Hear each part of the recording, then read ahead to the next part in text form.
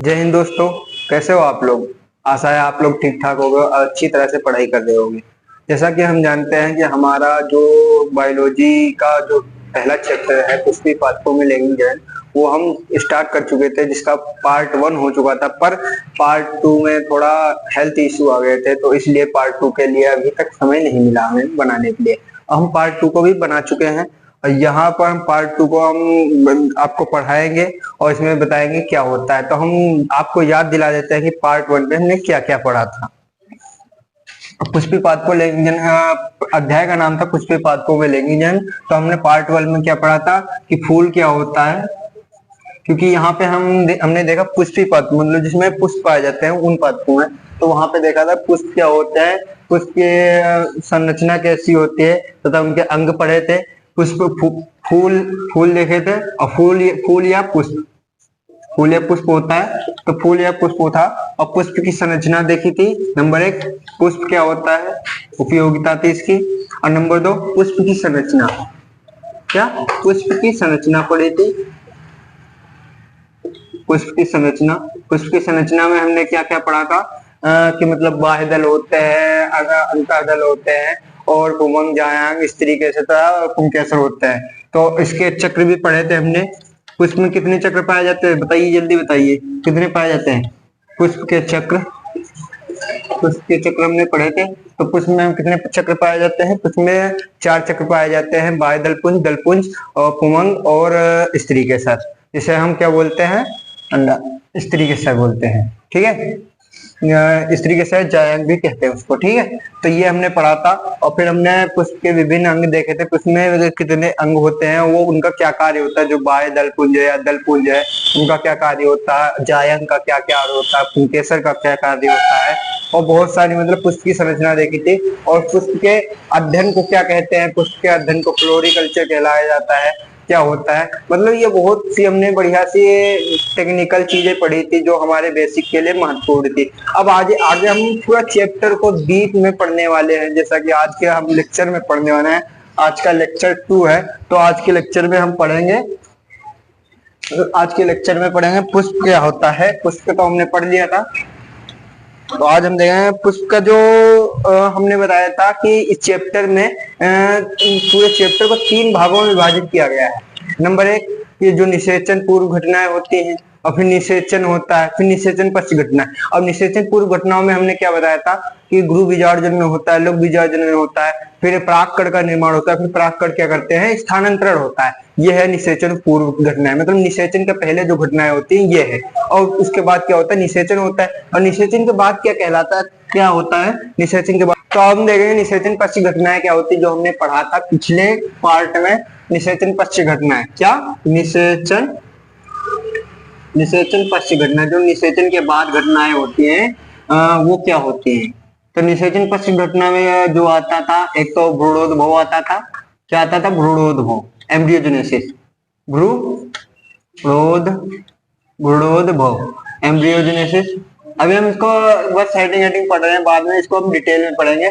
भ्रूणोद्भव के बाद क्या आता, बीज बनेगा, फल बनेगा, बीज फल, बीज था, फल पढ़ेंगे। और ये हो गया मतलब निषेचन के पूर्व घटना, निषेचन के पश्च घटना तथा निषेचन का मतलब निषेचन, निषेचन के पश्च घटना। अब इसके बाद कुछ ऐसे मतलब टॉपिक भी हैं जो हमें पढ़ने पड़ेंगे, जो महत्वपूर्ण टॉपिक हैं। जैसे क्या होता है, नंबर 1 टॉपिक है असंग जनन, असंग जनन, असंग जनन, असंग जनन क्या होता है। और नंबर 2 अनिषेक फलन क्या होता है, अनिषेक फलन। और नंबर 3 बहुभ्रूणता, बहुभ्रूणता जिसमें बहुत सारे भ्रूण पाए जाते हैं उसे बहुभ्रूणता कहते हैं। इसे हम डीप में पढ़ेंगे। ठीक है, बहुभ्रूणता क्या होता है। तो ये 3 टॉपिक ये तो अलग से पढ़ेंगे। और जो पूरा चैप्टर कैटेगरी में हम आया हुआ है वो निषेचन पूर्व घटनाएं, निषेचन, निषेचन पश्च घटनाओं में पूरा समझाया जाएगा। ठीक है, तो यहाँ पर हमने ये सारी जानकारी ले ली थी पार्ट 1 में। फिर भी मैं आपको पिछला याद दिलाते हुए चलता हूँ। तो हमने क्या देखा था, निषेचन पूर्व घटनाओं में क्या क्या होता था। जो निषेचन पूर्व घटना में क्या होता था, परागकोश, परागकोश से पुंकेसर, पुंकेसर से परागकोश, परागकोश से उसको जब काटेंगे अनुप्रस्थ स्थिति में काटेंगे तो उसमें हमें लघु बीजाणु धानी, लघु बीजाणु जनन प्रक्रिया होती थी। तो हम देखो ऐसे देख सकते हैं क्या था निषेचन पूर्व घटनाओं में जो हमारा लघु बीजाणु जनन था। अब देखेंगे निषेचन पूर्व घटनाओं में क्या, निषेचन पूर्व घटना, निषेचन, निषेचन पूर्व घटना, ठीक है। निषेचन पूर्व घटना में क्या हमने देखा था, नंबर 1 लघु बीजाणु जनन। हम क्या देखेंगे, लघु बीजाणु जनन, लघु बीजाणु जनन।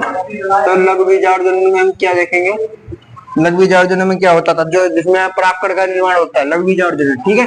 परागकण का निर्माण क्या होता है, तो क्या होता है, पहले पुंकेसर होता है भाई। अब पुंकेसर के अंदर क्या होता है, पुंकेसर सॉरी अंदर नहीं, पुंकेसर कितने भागों में, 2 भागों में बटा होता है। फिर क्या होता है, परागकोश देखने को मिलता है। परागकोश के बाद हमने क्या कहा था, परागकोश के बाद क्या था, लघु बीजाणु धानी, क्या था, लघु बीजाणु धानी। क्या होती है, लघु बीजाणु धानी होती है, ठीक है, लघु बीजाणु धानी। लघु बीजाणु धानी के बाद कौन सा प्रक्रम होता है, अर्धसूत्री विभाजन द्वारा क्या होता है, लघु बीजाणु जनन प्रक्रिया होती है, ठीक है, लघु बीजाणु जनन प्रक्रिया, लघु बीजाणु, लघु बीजाणु जनन प्रक्रिया, ठीक है, लघु बीजाणु जनन प्रक्रिया होती है। और उसके बाद लघु बीजाणु जनन प्रक्रिया के बाद क्या हमें देखने को मिलता है, लघु बीजाणु मिलते हैं। क्या आते हैं, लघु बीजाणु जनन की प्रक्रिया के बाद जो अर्धसूत्री प्रक्रिया होती है, अर्धसूत्री प्रक्रिया होती है, अर्धसूत्री विभाजन द्वारा लघु बीजाणु जनन होता है। फिर उसके बाद क्या होता है, लघु बीजाणु का निर्माण होता है। किसका निर्माण होता है, लघु बीजाणु का निर्माण होता है, ठीक है, लघु बीजाणु, लघु बीजाणु का निर्माण होता है। अब लघु बीजाणु के क्या बाद किसका निर्माण होता है, परागकण का निर्माण होता है। किसका, परागकण का, परागकण पढ़ेंगे, सबको हम डीप डीप में पढ़ेंगे। बस ये ऐसे हमें दिखाए हुए हैं, जैसे पुंकेसर तो पुंकेसर को डीप में पढ़ेंगे, परागकोश को, लघु बीजाणु धानी को, इस तरह से हम डीप डीप में पढ़ते हुए आएंगे, ठीक है। और परागकण के आपसे ये एक सवाल जरूर पूछा जाता है कि मतलब जो लघु बीजाणु के बाद जो अंतिम उत्पाद होता है वो क्या होता है। तो लघु बीजाणु में जो अंतिम उत्पाद होता है वो नर युग्मक बनता है। क्या बनता है, नर युग्मक। परागकण अलग चीज है, परागकण देखो, परागकण के बाद नर युग्मक बनता है, ना कि परागकण ही नर युग्मक होता मतलब वही है, लेकिन परागकण के बाद नर युग्मक बनता है, ठीक है। तो यहाँ पर ये सवाल आ चुका है कई बार कि मतलब जो लघु बीजाणु जनन तथा गुरु बीजाणु जनन का जो अंतिम उत्पाद होता है वो क्या होता है। तो यहाँ पर परागकण को ही क्या बोलते हैं, नर युग्मकोद्भिद बोलते हैं। नर, अगर वो ऑप्शन ना भी दिया हो तो ये भी बोल सकते हैं, ऐसी बात नहीं है, तब ये भी बोल सकते हैं, नर युग्मकोद, नर युग्मकोद्भिद। परागकण को ही नर युग्मकोद्भिद बोलते हैं और किसी को नहीं। अब परागकण के बाद क्या होता है, नर युग्मक बनता है, ठीक है भाई, नर युग्मक। अब यहाँ पे नर युग्मक बनेगा। तो हमें देखो इतनी प्रोसेस से गुजरना है। तो हम आज का जो हमारा लेक्चर होगा उसमें आज के लेक्चर में हम पुंकेसर पढ़ेंगे तथा परागकोश पढ़ेंगे और साथ में लघु बीजाणु धानी भी आज ही निपटा देंगे और आज में ही कंप्लीट हो जाएगा।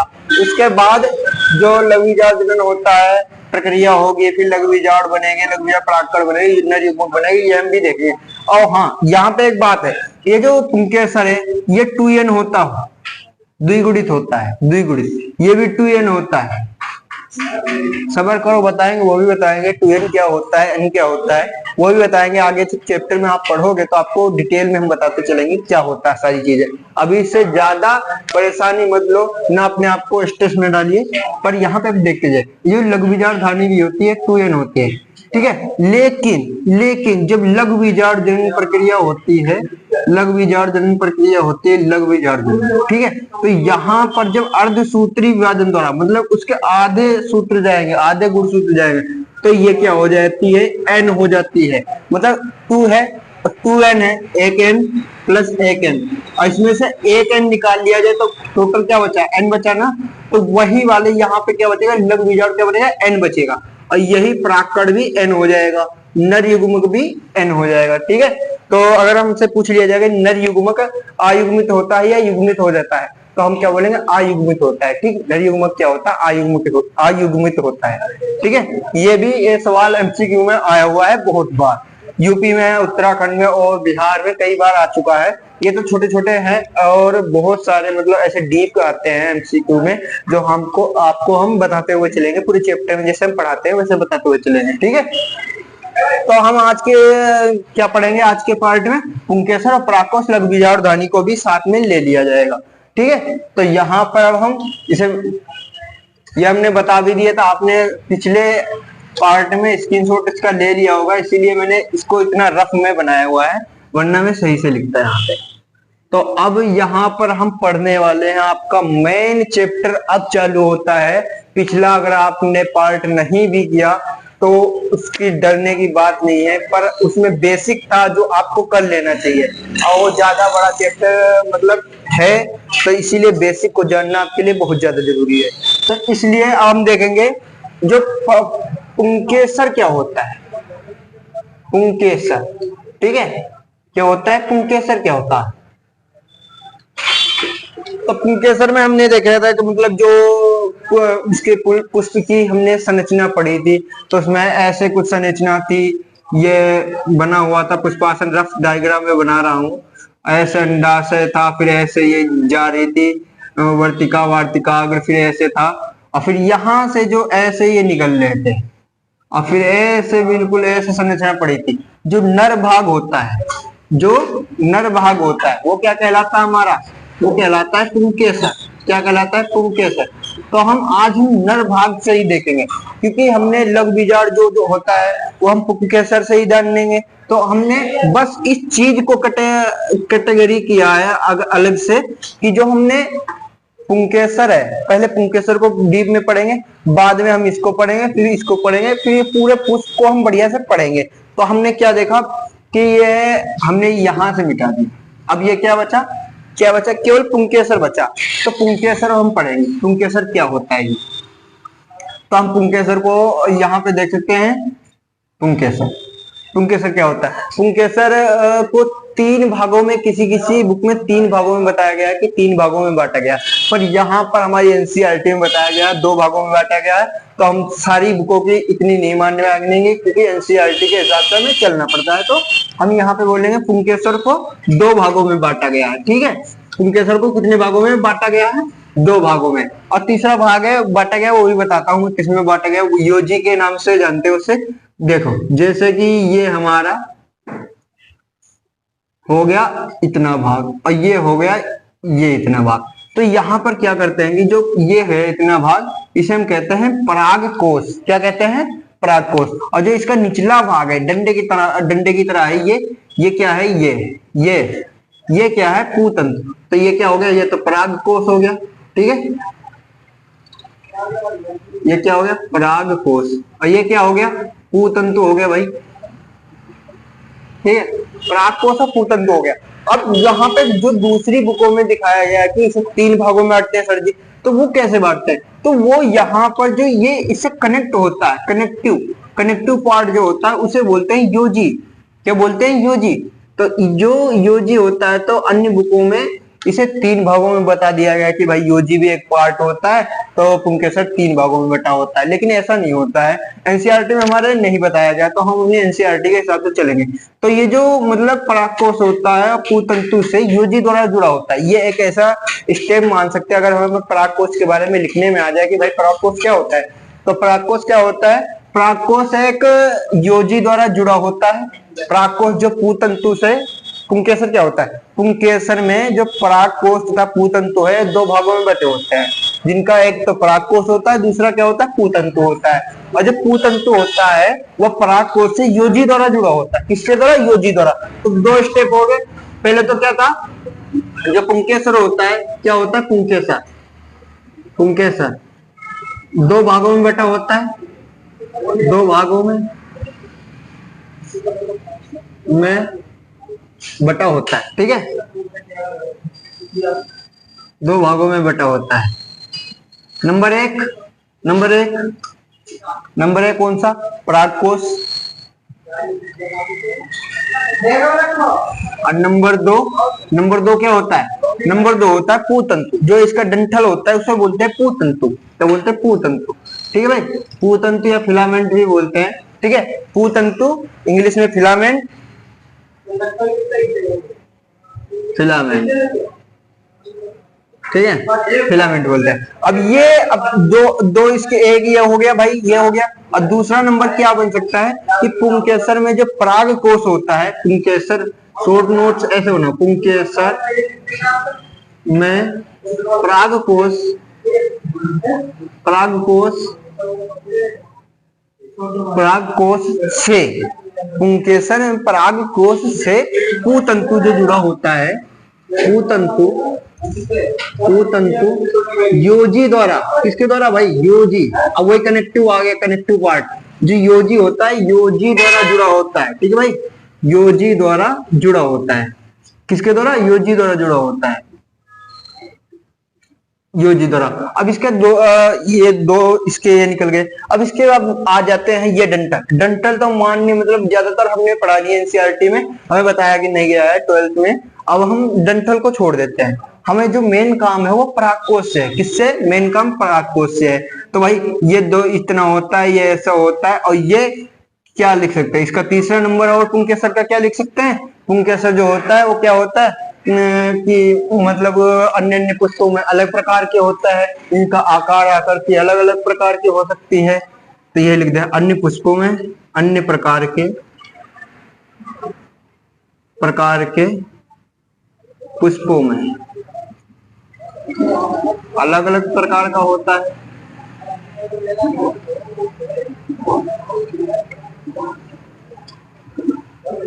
अलग अलग प्रकार का होता है, ठीक है भाई।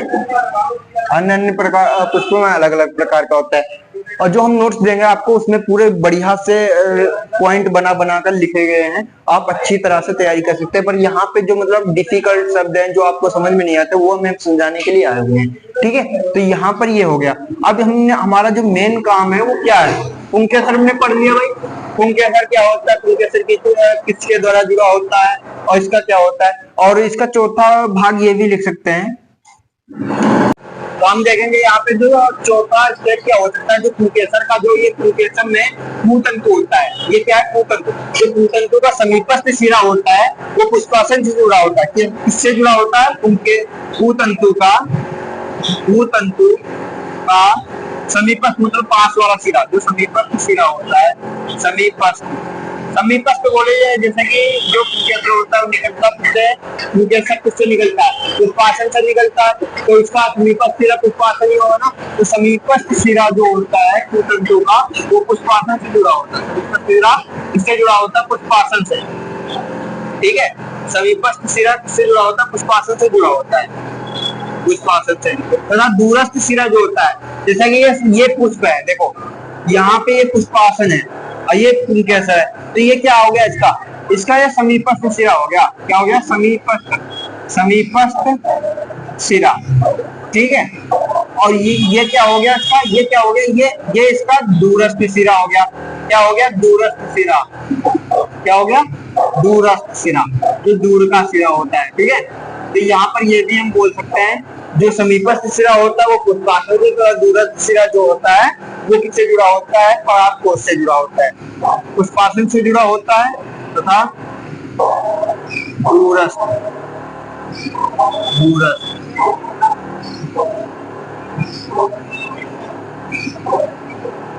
दूरस्थ शिरा परागकोश।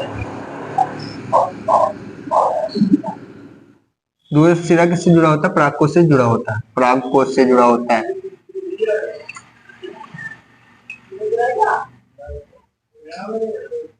ठीक ठीक है। दूरस्थ शिरा किससे जुड़ा होता है? परागकोश से जुड़ा होता है, और जो समीपस्थ शिरा होता है उसका वो पुष्पासन से जुड़ा होता है। ठीक है, तो इसमें 4 स्टेप तो ये बन गए। तो हम क्या बोलते हैं, पुंकेसर के हमने क्या पढ़ लिया, पुंकेसर क्या होता है, कैसे होता है, ये सारा पढ़ लिया हमने। ठीक है, अब इसके बाद क्या आता है, पुंकेसर के बाद क्या हमने बताया था, परागकोश बताया था। क्या बताया था, परागकोश क्या होता है। तो हम परागकोश देखेंगे, क्योंकि पूतंतु हमारे अब काम का नहीं रहा भाई, जो काम का नहीं उसे छोड़ दो। ठीक है, अब जो हम परागकोश पढ़ेंगे, इसमें ही सारी प्रक्रियाएं जो होगी लघु बीजाणु की इसी में होगी। जो ये परागकोश होता है इसी में सारी लघु बीजाणु की प्रक्रिया होती है। तो अब चलो देरी ना करते हुए हम परागकोश की ओर चलते हैं। ठीक है, परागकोश आ जाओ भैया।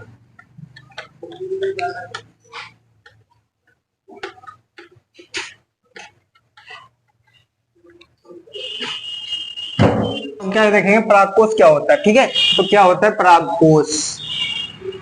ठीक है भाई, क्या होता है परागकोश, आखिर है क्या चीज ये जो हमें इतना तंग कर दिया। तो देखें, परागकोश एक द्विपालित संरचना है। आपको जो हमने बताया था परागकोश द्विपालित का मतलब क्या है, द्विपालित का मतलब क्या है। जो ये आप खांच देख रहे हैं यहाँ पे, ये खांच, यही तो है, यही तो है परागकोश को मतलब अलग अलग करने वाला है। एक पाली ये रही जो यहां से लगा के यहां, मतलब ऐसे लंबे में देखते हैं, एक पाली ये रही। ठीक है, तो ये क्या होगी, 1 नंबर, ये होगी 2 नंबर। तो क्या बोलते हैं, यह एक द्विपालित संरचना है। मतलब इस परागकोश में 2 पालियां पाई जाती हैं। यह एक प्रारूपिक द्विपालित संरचना है। प्रारूपिक का मतलब क्या होता है, जैसे कि आप अमेरिका में जाएंगे, अंग्रेजों के पास जाएंगे, तो वहां पर ज्यादातर जो आदमी मिलते हैं आपको कैसे मिलते हैं, गोरे मिलते हैं, काले और या फिर सांवले थोड़ा बहुत कम दिखेंगे। तो वही बात हो गई, प्रारूपिक का मतलब होता है प्रारूपिक। प्रारूपिक क्या होता है, ठीक है भाई, आपको हर जगह ये देखने को मिलेगा, ज्यादातर आपको इस चैप्टर में देखने को मिलेगा। प्रारूपिक, लघु बीजार्धानी, प्रारूपिक, परागकोश, ये आपको देखने को मिलेगा। प्रारूपिक का मतलब होता है ज्यादातर, अधिकतर जो चीज मिलती है वही होता है प्रारूपिक। प्रारूपिक, पुष्पी, पादप, ऐसा सिस्टम होता है ना। तो प्रारूपिक क्या क्या होता है, अधिकतर। ठीक है, तो अधिकतर परागकोश आपको इस तरह से मिलेंगे। अब मतलब सर समझे नहीं, तो इसका मतलब ये है कि मतलब कोई कोई परागकोश ऐसे भी होते हैं, कोई ऐसे भी होते हैं। ठीक है भाई, तो अधिकतर में ये नहीं जानते कौन सा है, पर मतलब किस प्रकार के परागकोश होते हैं। अन्य पर जैसे जैसे पौधे होते हैं, जैसे जैसे उनकी जाति होती है, वैसे वैसे उनमें परागकोश अलग अलग प्रकार के होते हैं। ठीक है, तो हर प्रकार के परागकोश के अलग अलग होते हैं, लेकिन प्रारूपिक परागकोश ऐसा ही है। ज्यादातर पौधों में आपको परागकोश इस तरह का मिलेगा। ठीक है, तो यहाँ पर क्या देखेंगे कि यह द्विपालित है। ठीक है सर, एक पाली ये रही, ठीक है, और एक पाली ये रही। अब ये क्या है, द्विपाली संरचना है। तो हमारा ये क्या है, एक हमारा हो गया प्रारूपिक। हमारा क्या है, एक हमारा स्टेप बन गया, क्या है, प्रारूपिक परागकोश। प्रारूपिक, प्रारूपिक परागकोश। प्रारूपिक परागकोश क्या होता है, द्विपालित होता है। क्या होता है, द्विपालित।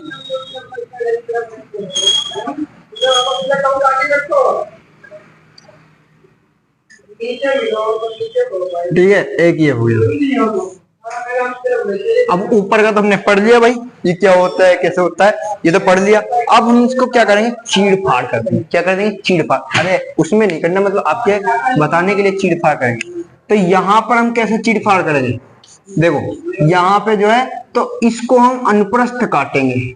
ध्यान में रखिएगा ये बात की, अनुप्रस्थ ही काटना है। अनुप्रस्थ काटी पूछी जाती है, अनुदैर्ध्य कभी काटा नहीं जाता। आपको एमसीक्यू में आ जाएगी परागकोश को किस प्रकार से काटा जाए कि हमें लघु बीजार्धानी सारी दिख जाए। तो हमें क्या काटा जाता है, अनुप्रस्थ काट होती है। क्या होती है, अनुप्रस्थ, जो इस हिसाब से काट होती है ना भाई।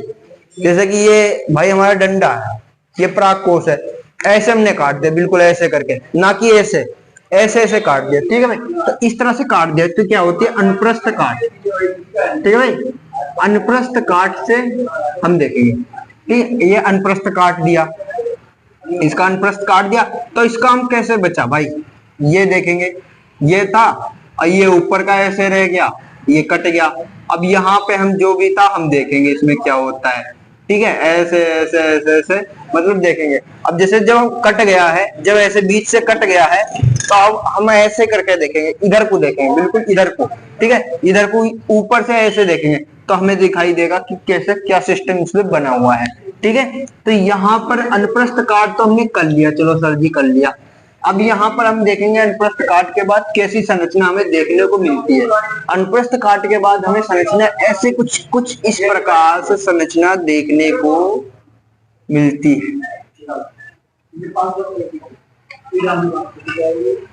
ठीक है, कुछ इस प्रकार संरचना देखने को मिलती है। ठीक है, तो इसमें क्या होता है, इसमें इसमें क्या होता है, अब इस संरचना में क्या आपको दिख रहे हैं, चार कोने दिख रहे हैं सर जी, हाँ चार कोने दिख रहे हैं। तो इसमें क्या हम बोल सकते हैं, इसको क्या हम बोल सकते हैं, चतुष्कोणीय है, चार कोण भी दिख रहे हैं, एक दो तीन चार, चतुष्कोणीय बोल सकते हैं। हाँ सर जी चतुष्कोणीय बोल सकते हैं। तो इसको क्या बोलेंगे, यह एक चतुष्कोणीय संरचना है, यह एक चतुष्कोणीय संरचना है। ठीक है, ये बात ध्यान में रखिएगा, ये क्या क्या है, चतुष्कोणीय रटने की कोई जरूरत नहीं, बस समझ लो और चित्र को देखो समझो और चित्र को अपने मन में रखो कि चित्र में भाई क्या था, वैसा वैसा दिख रहा है ना, हम वैसा कर लेंगे। ठीक है, चतुष्कोणीय संरचना है, हाँ जी चतुष्कोणीय संरचना है, क्या है, प्राकोशिक चतुष्कोणीय संरचना है। ठीक है, अब यहाँ पर ध्यान में एक बात रखनी है कि यहाँ पर बताया जाता है कि प्राग कोश द्विपाली संरचना होती है तथा प्रत्येक पाली में दो कोष्ठ पाए जाते हैं। क्या पाए जाते हैं, दो कोष्ठ, नंबर एक ये कोष्ठ, नंबर दो ये कोष्ठ, नंबर तीन ये कोष्ठ, नंबर चार ये कोष्ठ। ठीक है, तो प्रत्येक पाली, अब यहाँ पर हमने क्या देखा था, ये योजी था, यहाँ से योजी था, जो योजी से जुड़ा होता है कूतंतु, और ये यहाँ से खांच बनी हुई थी और इसके द्वारा ही हमने अलग अलग पाली में बांटा हुआ था।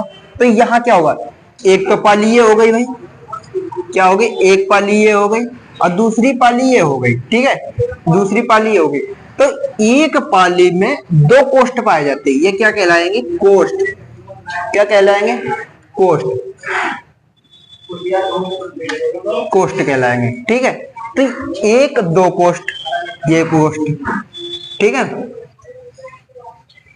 ये दोनों कोष्ठ हो गए, इधर भी दो कोष्ठ हो गए। तो हम क्या सर जी ये कह सकते हैं कि प्राक कोश में चतुष्कोणीय है तो चतुष्कोष्ठकी भी होगी, नहीं यह गलत है। यहाँ पर अगर आप ये बोलते हैं कि प्राक कोश चतुष्कोष्ठी संरचना है तो गलत है, आपके नंबर कट जाएंगे। यहाँ पर चतुष्कोष्ठी नहीं बोलने, यहाँ पर बोलने यह द्विपाली संरचना है तथा द्विकोष्ठी है, प्रत्येक पाली में दो कोष्ठ पाए जाते हैं इसलिए द्विकोष्ठी है, चतुष्कोष्ठी नहीं है। इसको हम पालियों के हिसाब से कोष्ठों को हम गिनते हैं, ना कि हम पूरे प्राक कोश में गिनेंगे। ठीक है, तो यहाँ पर तीसरा स्टेप हमारा क्या हो जाएगा कि यह सर जी क्या है, यह एक द्विकोष्ठी संरचना है, द्विपाली तथा द्विकोष्ठी संरचना है। यह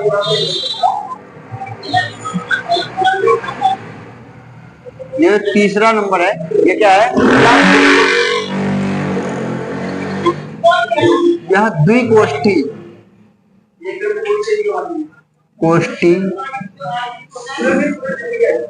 द्विकोष्ठी संरचना है।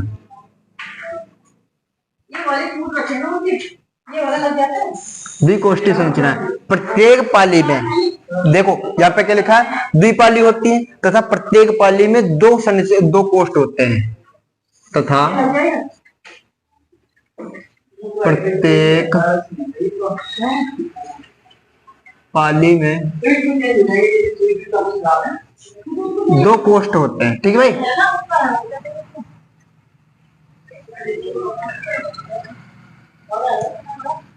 प्रत्येक पाली में दो कोष्ठ होते हैं। अगर वो बोले, अगर मतलब हमसे कोई पूछ रहा है भाई, कोई आदमी पूछ रहा है कि भैया पूरे प्राग कोश में कितने कोष्ठ होते हैं, तो हम बोल सकते हैं कि चार कोष्ठ होते हैं। लेकिन अगर हमसे पूछा जाए कि भाई प्राग कोश कितने कोष्ठ की होता है, तो हम यहाँ पे क्या बोले, द्विकोष्ठी होता है, ना कि चार कोष्ठी। ठीक है भाई, तीसरा स्टेप हमारा ये हो गया, तीन हमने देख लिया स्टेप क्या होते हैं, और चौथा स्टेप क्या होता है सर जी, इसके चारों कोनों पर, ये कोण है, आप यहाँ पे कंफ्यूज होंगे, जो कोण है और कोष्ठ है उसमें कंफ्यूज होंगे।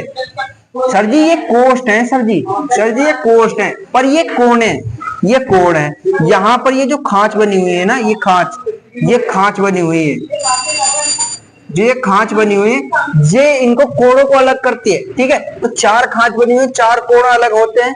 ठीक है, तो यहाँ पर 4 कोण है, तो चतुष्कोणी हो गए, लेकिन यहाँ पे कोष्ठ 2 ही हैं सर, 2 ही हैं, तो यहाँ पर द्विकोष्ठिकी होती है। ठीक है, तो यहाँ पर चौथा हमारा स्टेप जो होगा वो होगा कि यह हमारी जो चतुष्कोणी संरचना होती है, इसके प्रत्येक कोण में एक एक लघु बीजाणु धानी होता है, तथा प्रत्येक प्रारूपिक पराग कोष में 4 हमें लघु बीजाणु धानी मिलती है। क्या मिलती है? 4 लघु बीजाणु धानी मिलती है प्रत्येक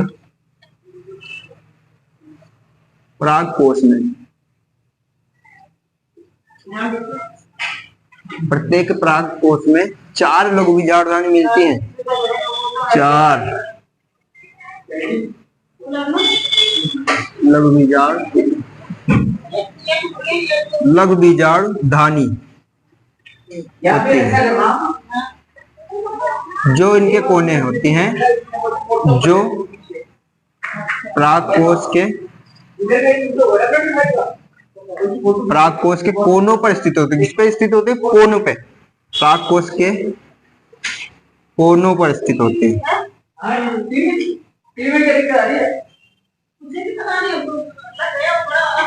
पर स्थित होते हैं।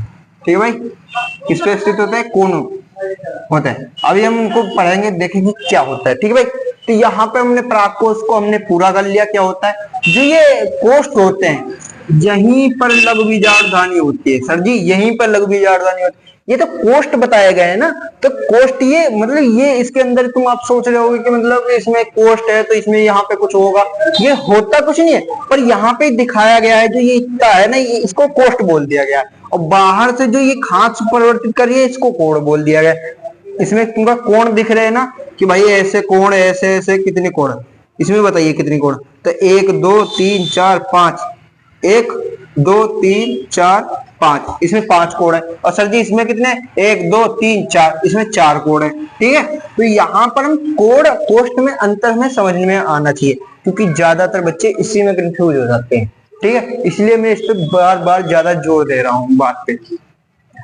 हालांकि आप समझ गए होंगे, अगर फिर भी समझ में ना आए तो एक बार फिर से वीडियो देख लेना, आपको पक्का समझ में आ जाएगा। ठीक है, तो ये जो कोष्ठ होते हैं, ये तो कोष्ठ होते हैं। अब इसके अंदर ये क्या होती है, यहाँ पर क्या होती है, मैं फिर से बना दूंगा डायग्राम बढ़िया सा, ऐसी कोई बात नहीं, बना रहा हूँ डायग्राम। जो ये जो लघु बीजाणु धानी होती है, 4 होती है। ठीक है, प्रत्येक पराग कोष में 4 लघु बीजाणु धानी होते हैं। और ये जो प्रारूपिक है, ये आप लगाओ या ना लगाओ, इससे कोई फर्क नहीं पड़ता, पर आप लगा देते ना, सुंदरता बढ़ जाती है अपनी लेख की। ठीक है, तो क्या होता है, जो ऐसे बना होता है चतुष्कोणी, ठीक है, इसमें ऐसे है, तो यहाँ पे ये प्रत्येक कोष्ठ में एक एक लघु बीजाणु धानी होती है। क्या होती है? लघु बीजाणु धानी। इसे क्या कहेंगे? लघु बीजाणु धानी कहेंगे, लघु बीजाणु। ठीक है भाई, लघु बीजाणु धानी होती है।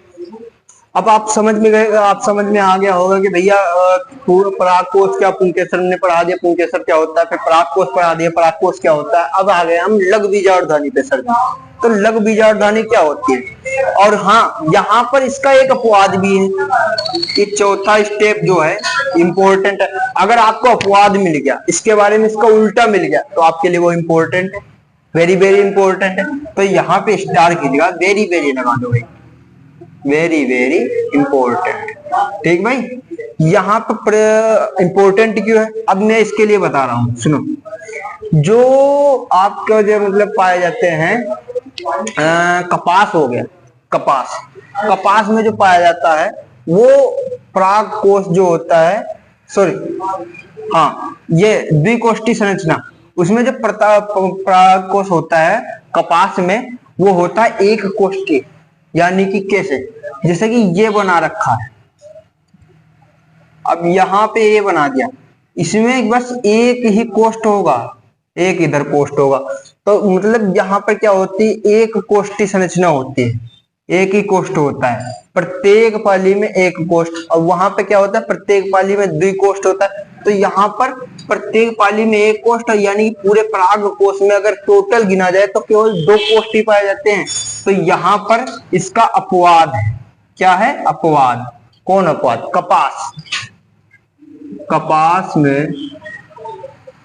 कपास में क्या पाया जाता है, एक कोष्ठी, एक कोष्ठी संरचना होती है, एक कोष्ठी। लिखते रहना, जो मैं चीज बोलता हूं मैं ज्यादातर लिख नहीं पाता हूं, पर आप लिखते रहना, एक कोष्ठी संरचना, ये अपवाद है।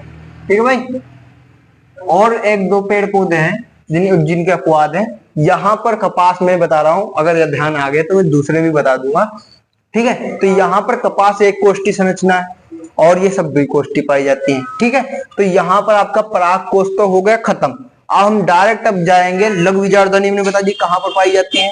ठीक है, अब हम लघु बीजाणुधानी में जाएंगे, क्या होता है लघु बीजाणुधानी। ठीक है, तो अब लघु बीजाणुधानी को हम ध्यान से पढ़ेंगे तथा डिटेल में इसकी ज्ञान को अर्जित करेंगे। ठीक है, आप स्क्रीनशॉट कर सकते हो, कर लो।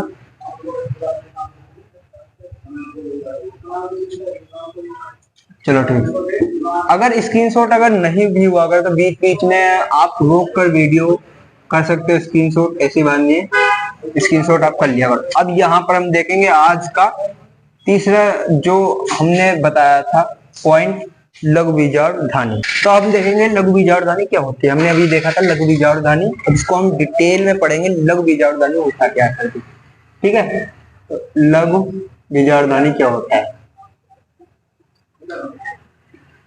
क्या होता है लघु बीजाणुधानी। ठीक है, तो हम यहाँ पर इसका पढ़ेंगे कि मतलब एक अपरिपक्व परागकोश में, एक अपरिपक्व मतलब जो परिपक्व नहीं है, विकसित नहीं है। ठीक है, तो वो अपरिपक्व परागकोश में जो होती है एक प्रारूपिक लघु बीजाणुधानी।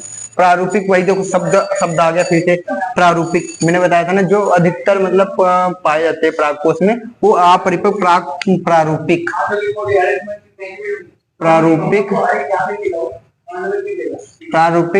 लघु बीजाणुधानी। ठीक है भाई, प्रारूपिक लघु बीजाणुधानी जो होती है वो गोली होती है। लघु बीजाणुधानी गोली होती है, क्या होती है, गोली मतलब गोल होती है। ठीक भाई, वो तो आप समझते हो, गोली होती है जो परागकोश में पाई जाती है। क्या किसमें पाई जाती है, जो परागकोश के कोष्ठ में पाई जाती है, कोष्ठों में पाई जाती है, कोष्ठ में पाई जाती है। ठीक, कोष्ठ में पाई जाती है, क्या पाई जाती है। ठीक है, अब इसकी यह 4 भित्ति पर से जुड़ी होती है, मतलब इसकी 4 भित्ति होती है, मतलब भित्ति बोलते हैं लेयर, उसकी 4 लेयर होती है जो 4 लेयर से ढकी हुई होती है। जो लघु बीजाणुधानी है, यह दूसरा नंबर हो गया, या 4 लेयर से ढकी होती है, 4 भित्ति परतों से ढकी। यह 4 भित्ति परतों से, भित्ति या परतों बोल सकते हो, चलो भित्ति बोलो। ये 4 भित्ति होती है, 4 भित्तियों से ढकी होती है। ठीक है, और भित्तियां कौन सी होती है, नंबर होती है, क्या होते हैं, बाह्य त्वचा, जो बाहर की त्वचा होती है बाह्य त्वचा या अधिचर्म बोलते हैं। ठीक है, बाह्य त्वचा, क्या बोलते हैं, बाह्य त्वचा, जिसे हम दूसरा नाम अधिचर्म। इसके सारे नाम आपको याद जरूर कर लेने हैं, ये आपके लिए ज्यादा इंपॉर्टेंट है। एनसीईआरटी में आपको पेपर में कुछ भी दे दिया जाएगा, आपको अगर एक नाम पता है तो आपको वही नहीं कि मतलब भाई एक ही नाम का याद करके जाना है, सारे नाम याद करके जाना है। अधिचर्म, ठीक है भाई, अधिचर्म, या इसे एपिडर्मिस बोलते हैं इंग्लिश में, एपिडर्मिस। ठीक है भाई, एपिडर्मिस। ठीक, इसे एपिडर्मिस बोलते हैं। बाह्य त्वचा के बाद क्या होती है, अंतःस्थिशियम। ठीक है भाई, क्या होता है, अंतःस्थिशियम, क्या होती है, अंतःस्थिशियम। जो इनके प्रचलित नाम है वो मैं आपको वो लिखवा रहा हूँ जल्दी जल्दी। ठीक है, अंतःस्थिशियम, इसको क्या बोलते हैं, एंडोथीशियम, इंग्लिश में एंडोथीशियम बोलते हैं। ठीक है, ये दोनों नाम आपको याद करने हैं, एंडोथीसियम, एंडोथीसियम। अब तीसरा क्या होता है, तीसरा होता है मध्य परत। मध्य परत बोले तो मिडिल लेयर, ठीक है भाई, मध्य परत।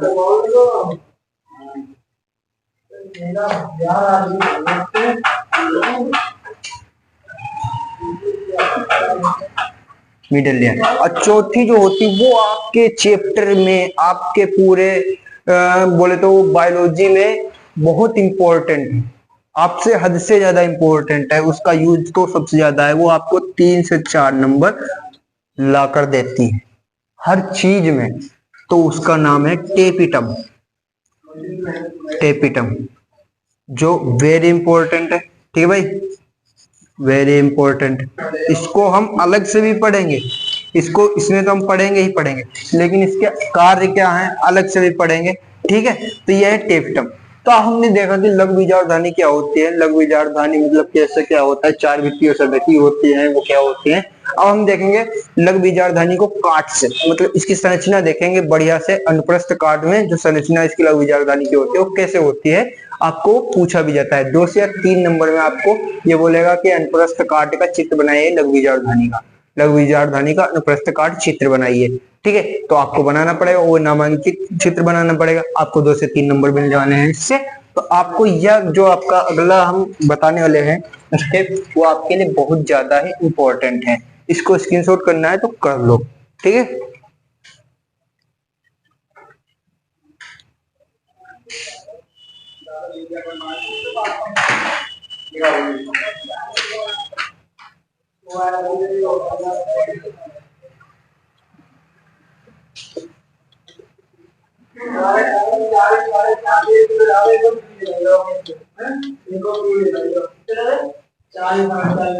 ठीक है, तो यहां पर क्या था हमारा, जो अनुप्रस्थ काट थी कैसी थी,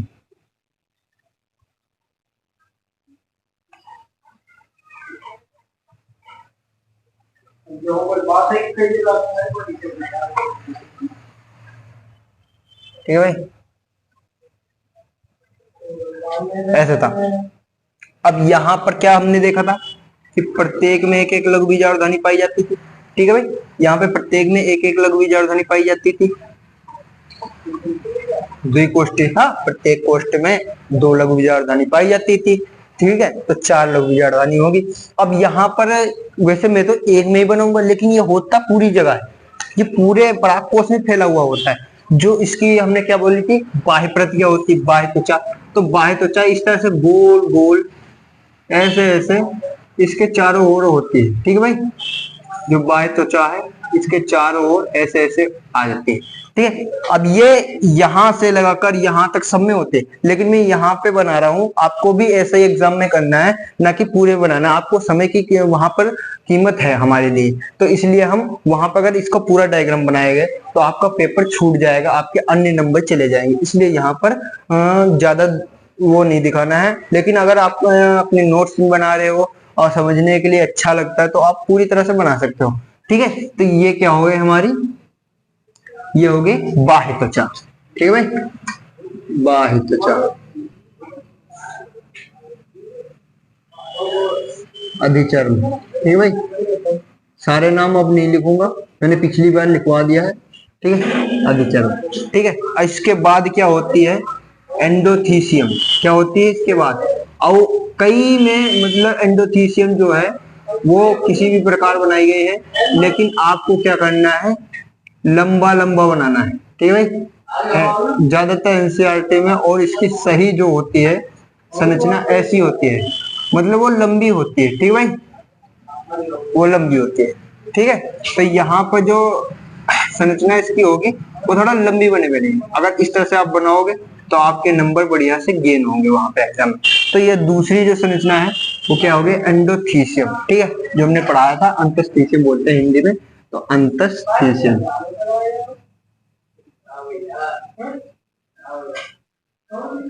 ठीक है भाई, अंतस्थीसियम। अब इसके बाद क्या होती है, मिडिल लेयर। मिडिल लेयर बोले तो मध्य परत। मध्य परत क्या होती है, 3 से 4 लेयर होती है, ये 3 से 4 लेयर का गुच्छा होता है, 3 से, ये पूरे ऐसे ढके रहते हैं, ठीक है भाई। ये ढकी रहती है। अब भाई इसके अंदर क्या होता है, एक होती है जो वो होती है टेपिटम, जो आपके लिए सबसे ज्यादा महत्वपूर्ण है, हमारे लिए सबके लिए सबसे ज्यादा महत्वपूर्ण है, वो इस हिसाब से होती है। ठीक,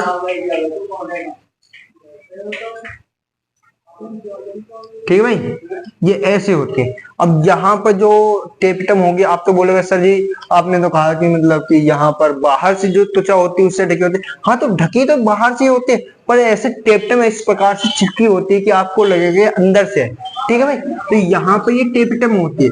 और इसके अंदर क्या होते हैं, इसके अंदर होते हैं सर जी, इसके अंदर होते हैं लघु बीजाणु ऊतक। लघु बीजाणु ऊतक जो होते हैं वो होते हैं, क्या होते हैं, लघु बीजाणु ऊतक। तो ये क्या हो गया, मध्यप्रत, मध्यप्रत हो गई। और ये क्या हो गया, टेपिटम होगी, टेपिटम होगी जी। और ये क्या हो गया हमारे लघु बीजाणु ऊतक, लघु बीजाणु ऊतक। ठीक है भाई, लघु बीजाणु ऊतक टिश्यू, इन्हीं से आगे चलकर लघु बीजाणु का निर्माण होता है। ठीक है भाई, लघु बीजाणु ऊतक है, ऊतक से कोशिका, कोशिका से एक सेल से जो प्रक्रिया होगी आपको हम आगे बताएंगे, वैसे मैं ऐसे ही बता रहा हूँ थोड़ा। ठीक है, तो यहाँ पर लघु बीजाणु ऊतक होते हैं। इस तरह से हमारी ये जो लघु बीजाणुधानी होती है, ये हमारी यही लघु बीजाणुधानी क्या रही है, ये यहाँ पे हम लिख देंगे लघु बीजाणुधानी, बीजाणु।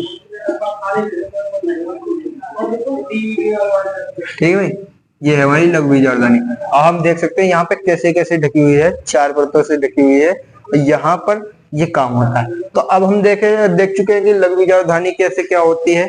अब इसके बाद हम क्या पढ़ेंगे, टेपिटम का एक बढ़िया से मैं बताया था, टेपिटम बढ़िया से पढ़ेंगे, आपके लिए ज्यादा इंपॉर्टेंट है, इसलिए अब हम टेपिटम पे ज्यादा जोर देंगे।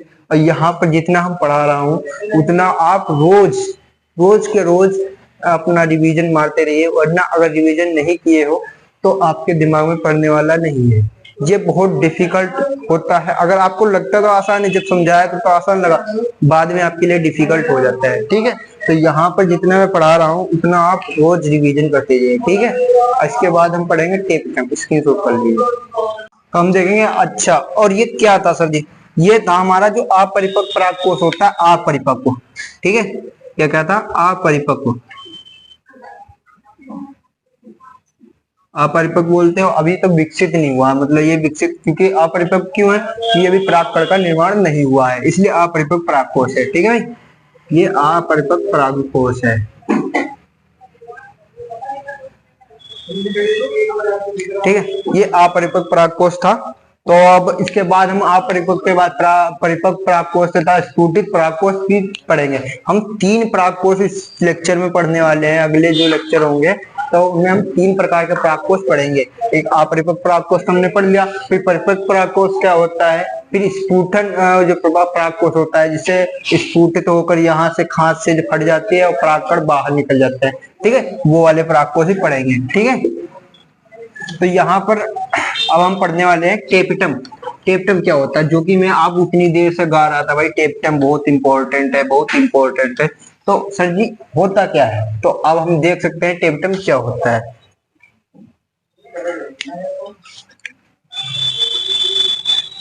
टेपिटम जो होती है वो लघु बीजाणुधानी, टेपिटम जो होते हैं वो लघु बीजाणुधानी तथा परागकोश है। लघु बीजाणुधानी बोल लो या परागकोश बोल लो, कोई अंतर नहीं है। लघु बीजाणुधानी तथा परागकोश से चिपकी हुई एक संरचना है जो टेपिटम, टेपिटम परागकोश बोल लो या लघु बीजाणुधानी बोल लो,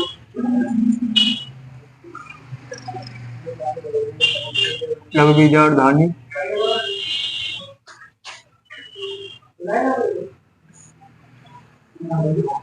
से चिपकी हुई, चिपकी पतली एक संरचना। ठीक भाई, क्या है, संरचना है। अब इसका कार्य क्या होता है, जो कि एक पराग कोष को, अब यहाँ पे नंबर 1 डालेंगे, पराग कोष क्या करती है, जो विकसित पराग कोष होता है, क्या मतलब विकसित बोलते हैं, मतलब विकसित हो रहे हो, परिपक्व पराग कोष हो, उनको क्या करते हैं, पोषण प्रदान करते हैं। ठीक है, तो यह परिपक्व पराग कोष को, किसको, परिपक्व पराग कोष पोषण प्रदान करना, पोषण प्रदान करती है। ठीक है, ये परिपक्व जो पराग कोष होते हैं, जो विकसित हो रहे पराग कोष होते हैं, पराग कोष नहीं, परागकण, सॉरी परागकण, विकसित जो परागकण होते हैं पराग कोष के, उनको पोषण प्रदान करती है। ठीक है, पोषण प्रदान करना इसका कार्य होता है। और दूसरा कार्य क्या होता है, दूसरा क्या होता है इसका कार्य, या केलेज एंजाइम स्रावित करती है। तो अब केलेज एंजाइम का मतलब क्या है और ये क्यों स्रावित करता है, इससे क्या मतलब है, यह केलेज एंजाइम का स्रावित करते हैं, केलेज एंजाइम का स्त्रावण करती है।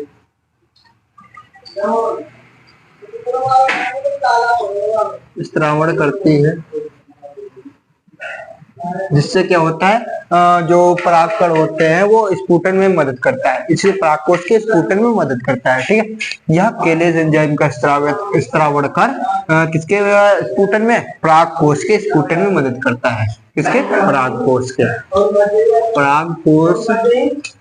परागकोष के स्फुटन में मदद करता है। किसके, स्फुटन में, स्फुटन मतलब परागकोष जो फटता है ना, तो केलेज एंजाइम के कारण फटता है, परागकोष जो होता है फटेगा, और फिर उसके बाद जो परागकण जो चिपके हुए होते हैं ना, वो केलेज एंजाइम के कारण ही छूटते हैं तथा अलग अलग होते हैं। वो चतुष्क होता है ना, चतुष्क परागकण होते हैं, वो 4 परागकण आपस में ऐसे चिपके रहते हैं, ऐसे आपस में 4 परागकण चिपके रहते हैं। और उनको जब वो चिपके किससे होते हैं सर जी, अब यहाँ पे सवाल एक बनना है, वो चिपके किससे होते हैं, वो केलोज एंजाइम, केलोज कार्बोहाइड्रेट होता है, उससे चिपके होते हैं। ठीक है, तो उसको छुटा देता है और इनको अलग अलग करता है तथा ये अलग अलग परागकण चले जाते हैं। ठीक है, अलग अलग हो जाते हैं परागकण। यहाँ पे बोलते हैं परागकोष या परागकण, दोनों बोल सकते हैं। ठीक है, परागकण के स्फुटन में सहायक होती है, स्फुटन में सहायक, स्फुटन में सहायक होती है। ठीक है, स्फुटन में सहायक होती है। अब यहाँ पे तीसरा नंबर क्या है, ये परागकीट का निर्माण करती है। जी परागकीट होता क्या है, क्या होता है परागकीट, ये परागकीट होता क्या है जी, तो आप देख लो क्या होता है परागकीट। जो मतलब कीट परागित पुष्प होते हैं, जैसे जिनमें परागण जो होता है, परागण की क्रिया, जिसमें कीट आएगा, पुष्प पे बैठेगा और वो चला जाएगा और वो दूसरे पुष्प पे बैठेगा, वहां पर उसका जनन हो जाएगा, तब नया पौधा उत्पन्न हो जाएगा, नए बीज बनेंगे, फल बनेंगे।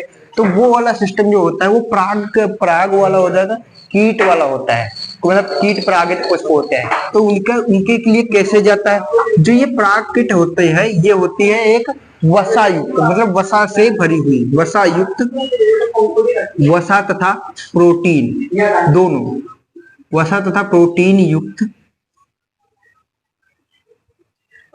चिपचिपा पदार्थ होता है, चिपचिपा। ठीक है, क्या होता है, चिपचिपा पदार्थ होता है। ठीक है भाई, चिपचिपा पदार्थ होता है।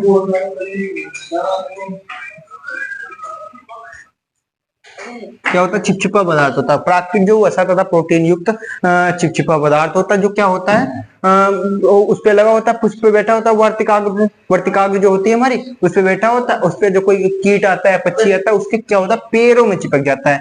ऐसे जैसे यहाँ पे पड़ा हुआ है ये पक्षी आया, ये भैया आया पक्षी, ये टांगे इसकी यहाँ पे चिपक गया, ये दूसरे पुष्प पे जाकर बैठेगा, तो यहाँ पर ये इसके जो परागकण हैं यहाँ पे गिर जाएंगे। ठीक है, यहाँ पे जो परागकण हैं वो गिर जाएंगे, जो पुंकेसर के होते हैं ना, वो परागकण वार्तिकाग्र पर गिर जाएंगे और यहाँ से न परागण हो जाएगा। ठीक है भाई, तो यहाँ पर ये परागकीट का निर्माण करता है, परागकीट का निर्माण करता है, वसा तथा प्रोटीन चिपचिपा पदार्थ होता है, इसका निर्माण करता है।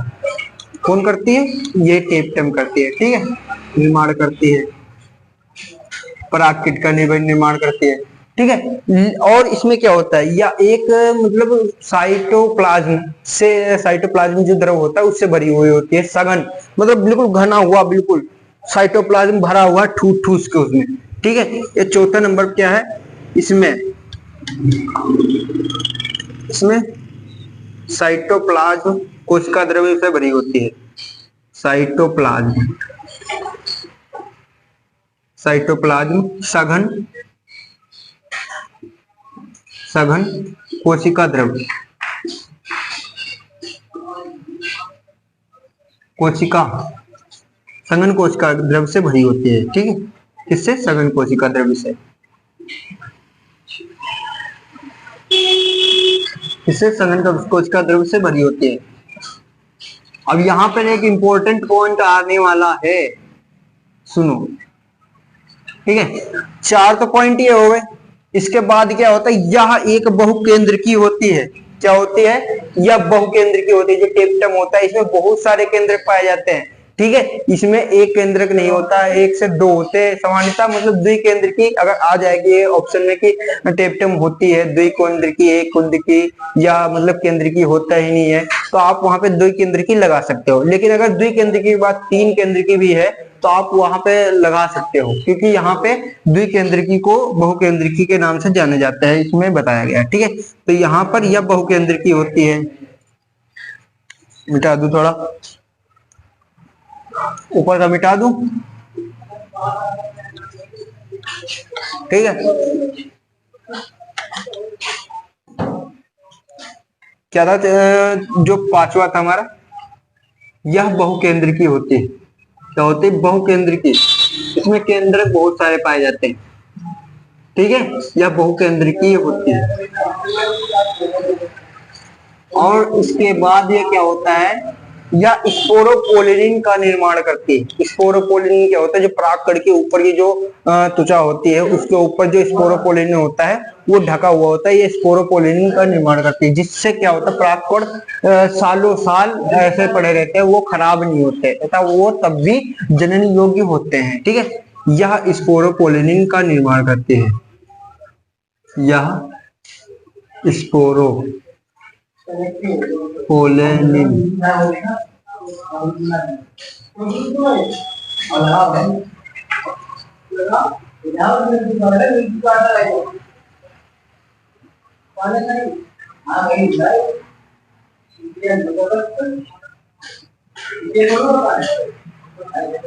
यह स्पोरोपोलिन का भी निर्माण करती है। तो हमने देखा यहाँ पे कितने आप स्टेप देखे? 6 स्टेप देखे। टेपिटम के अगर आपने 6 के 6 स्टेप लिख दिया, 6 नहीं तो 5 अगर लिख भी दिए आपने, तो आपको 2 से 3 नंबर में ये आता जरूर है क्वेश्चन। तो आपके 2 से 3 नंबर पक्के। ठीक है, आपको ये इस क्वेश्चन पे ज्यादा ध्यान देना होगा, आपको टेपिटम के बारे में ज्यादा कुछ जानना होगा, इसलिए आपको इससे ध्यान से पढ़िएगा। और ये मैंने 6 स्टेप बताए थे, 6 स्टेप आपको याद होने चाहिए। ठीक है, चलो अब इसे भी मिटा देता हूं।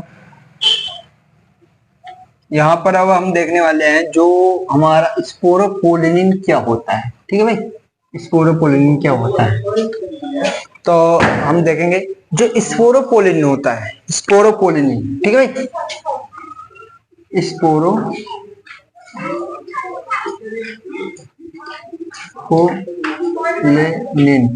ठीक है। स्पोरोपोलिन क्या होता है? स्पोरोपोलिन जो हमारा जीव जगत है, जीव जगत में जो जंतु जगत तथा पादप जगत में पाया जाता है, दो में कैटेगरी किया गया है। तो जंतु जगत का जो सबसे कठोरतम पदार्थ है, सबसे कठोरतम पदार्थ वो होता है इनेमल।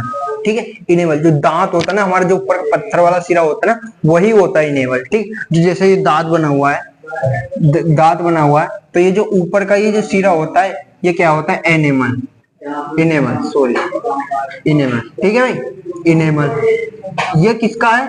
जंतु जगत का। क्या है? जंतु जगत का सबसे कठोरतम पदार्थ है, जंतु जगत का सबसे कठोरतम पदार्थ है।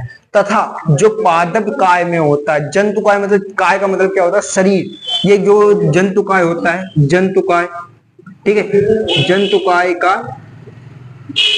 का जो सबसे कठोरतम पदार्थ होता है, सबसे कठोरतम पदार्थ, कठोरतम पदार्थ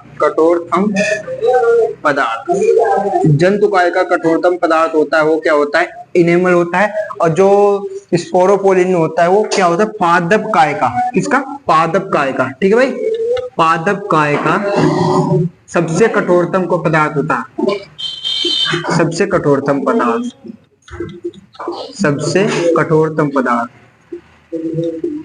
ठीक है,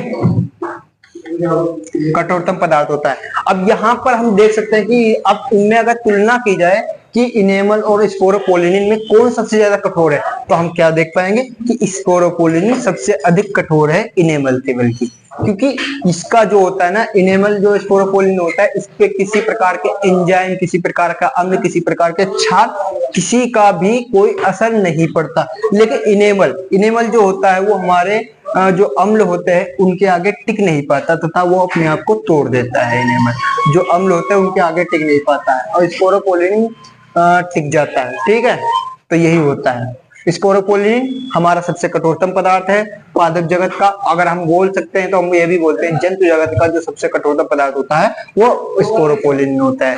ठीक है, और अगर आपको वीडियो अच्छी लगी तो आप लाइक करें, सब्सक्राइब करें और हमारे चैनल पर जुड़े रहें। हम आपको अच्छी अच्छी प्रकार की बातें बताएंगे और आपको अपना सिलेबस पूरा भी करवाएंगे। आपको पता ही होगा हमारा कितना टारगेट है 90 प्लस का, वो हम अपने आप को गेन करवाएंगे। मैं भी बढ़िया, थैंक यू।